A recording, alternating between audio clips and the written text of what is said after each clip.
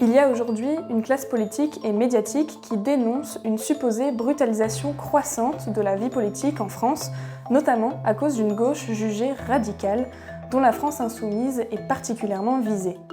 Cette notion de brutalisation, loin de faire consensus, est utilisée par le champ politico-médiatique pour évoquer une violence ambiante en augmentation.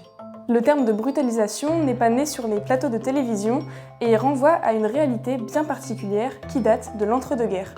Théorisé par l'historien George Moss, ce concept permet de décrire les effets déshumanisants de la guerre et de la violence sur la société et les individus.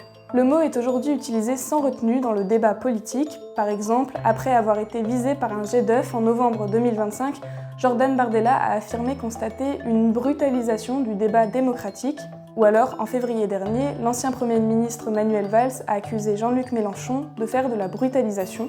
Ou alors, au lendemain des municipales de 2026, le gouvernement s'inquiète d'une brutalisation du paysage politique. En bref, aujourd'hui, de nombreuses personnalités politiques dénoncent ce qu'elles estiment être une brutalisation de la vie politique, dont la gauche et LFI sont particulièrement accusées responsables.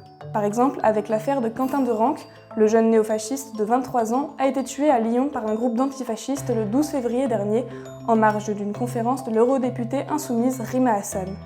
Quelques jours plus tard, l'Assemblée nationale lui organise même une minute de silence et par la suite, la France insoumise est accusée d'avoir contribué, d'avoir fait monter la violence des groupes antifascistes en soutenant notamment l'un d'entre eux, la Jeune Garde. Assiste-t-on à une brutalisation de nos sociétés dans le champ politique ou une surmédiatisation et une instrumentalisation de cette supposée violence ? Racisme systémique, sexisme, maintien de l'ordre, des violences sont-elles invisibilisées dans le discours politico-médiatique ? En d'autres termes, y a-t-il des violences plus légitimes que d'autres ?